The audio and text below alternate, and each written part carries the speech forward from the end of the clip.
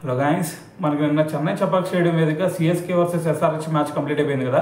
అయితే ఈ మ్యాచ్లో కనుక మనం చూసుకుంటే సిఎస్కే దారుణంగా ఓడిపోయింది.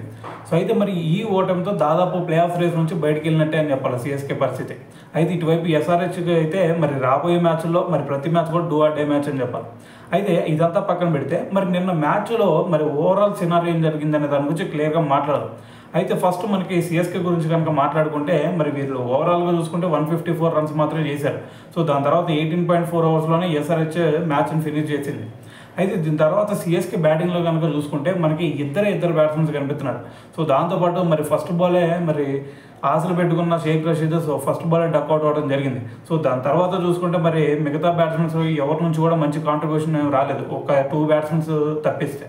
సో అక్కడ చూసుకుంటే మరి ఆయుష్ మాత్రం ఒక 30 రన్స్ చేశాడు. దాని తర్వాత చివరిలో వచ్చేసరికి డెవాల్డ్ బ్రేవిస్ ఒక 42 రన్స్ చేశాడు. సో దాని తర్వాత మరి జడేజా ఒక 22 రన్స్ చేసినట్టున్నాడు. దాని తర్వాత దీపక్ కూడా వచ్చేసరికి ఒక 21 రన్స్ చేశాడు. సో మిగతా బ్యాట్స్మెన్స్ అందరూ కూడా కుప్పగూలిపోయారు.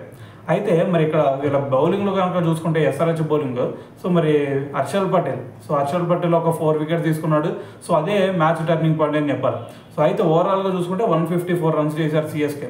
సో దాని తర్వాత బ్యాటింగ్కి వచ్చిన మరి ఎస్ఆర్హెచ్ పరిస్థితి కనుక చూసుకుంటే వీళ్ళు పవర్ ప్లేలో 2 వికెట్స్ కోల్పోయారు. ఎలాగైతే మరి సిఎస్కే పవర్ ప్లేలో 3 వికెట్స్ కోల్పోతే వీళ్ళు 2 వికెట్స్ కోల్పోయారు.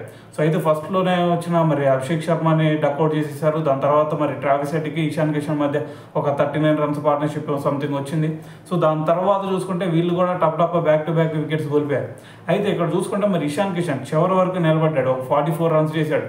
సో అయితే మరి ఇక్కడ ఒక మంచి పార్ట్నర్షిప్ బిల్డ్ అయింది. ఎవరి మధ్య ఉందా అంటే మరి ఇషాన్ కిషన్కి ట్రావిస్ హెడ్ మధ్య ఒక 39 రన్స్ పార్ట్నర్షిప్ వచ్చింది. దాని తర్వాత వచ్చేసరికి అనికేత్ వర్మకి ఇషాన్ కిషన్ మధ్య ఒక మంచి పార్ట్నర్షిప్ బిల్డ్ అయింది.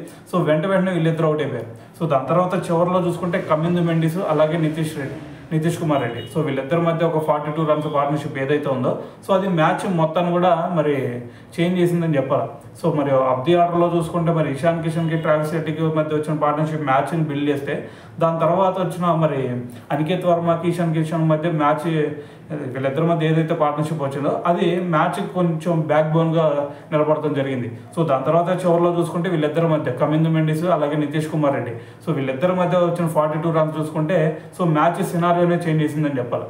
సో అయితే వీళ్ళ స్కోర్లు కనుక ఒకసారి చూసుకుంటే మరి ఫస్ట్లో ట్రావిస్ హెడ్ చూసుకుంటే 19 రన్స్ చేశాడు. దాని తర్వాత మనకి ఇషాన్ కిషన్ వచ్చేసరికి ఒక 44 రన్స్ చేశాడు. దాని తర్వాత చివరిలో వచ్చేసరికి అనికేత్ వర్మ ఒక 19 రన్స్, దాని తర్వాత నితీష్ కుమార్ రెడ్డి ఒక 19 రన్స్, దాని తర్వాత కమిందు మెండిస్ వచ్చేసరికి ఒక 32 రన్స్ చేశాడు.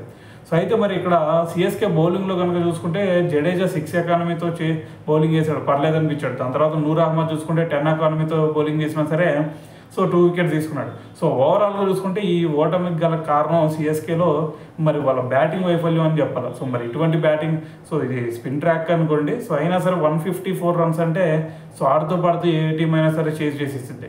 సో నిన్న జరిగింది కూడా అదే. సో ఏదైనా సరే మరి ఓవరాల్గా సిఎస్కే ప్లే ఆఫ్ రేస్ నుంచి బయటకు వెళ్ళిపోయిందనే చెప్పాలి. సో అయితే మరి దీని గురించి ఈ మ్యాచ్ చూసిన తర్వాత మరి ఈ మ్యాచ్ గురించి మీరేమనుకున్నారు అనేది కింద కామెంట్ చేయండి.